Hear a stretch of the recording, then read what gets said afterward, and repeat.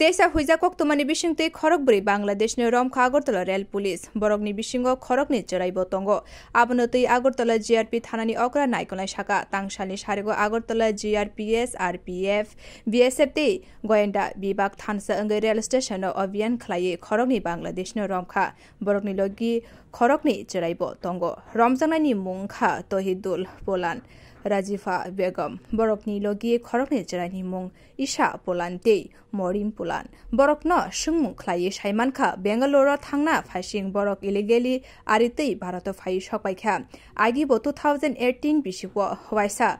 Tohidul Polan Bangalore samuni bagai thangmani miya tesa Bangalore thangna bagai Bharat phai sokpaikha abo haikino railway khlai Bangalore thangna bagai Agartala rail station phai sokpaikhe Romkha borok no tabuk borok ni phasing dorbar khlai krak salo borok no adalat tisai rejakha Nigeria borokni thani nangkokmani documents Bharatni rangte smartphone manka police borokno dimano tubui sungmung khlaike tebo borokni mung ongkhonai hne shaka GRP thanani okra naikolnai আমরা Agartala GRPF এবং RPF এবং BSF এবং আমাদের যে আরো গোয়েন্দা সংস্থা আছে আমরা সবাই মিলে কালকে দুজন বাংলাদেশিকে আমাদের আগরতলা রেল স্টেশন থেকে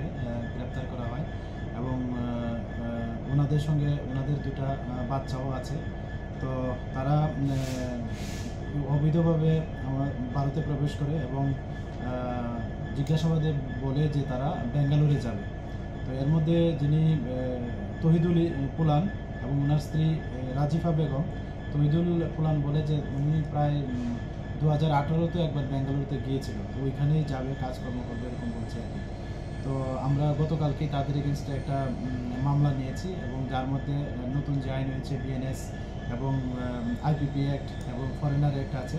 তো আজকে আমরা ওনাদের মহামান্য আদালতে প্রেরণ করছি এবং ওনাদের কাছ থেকে কিছু ডকুমেন্ট পাওয়া গেছে কিছু ইন্ডিয়ান ক্যাশ কারেন্সি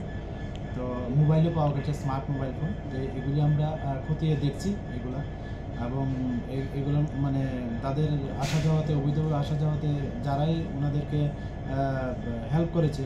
মানে টাউট হিসেবে কাজ করেছে আমরা অবশ্যই তাদেরকেও আইনের আওতায় আনব। Bio report Kokkhorang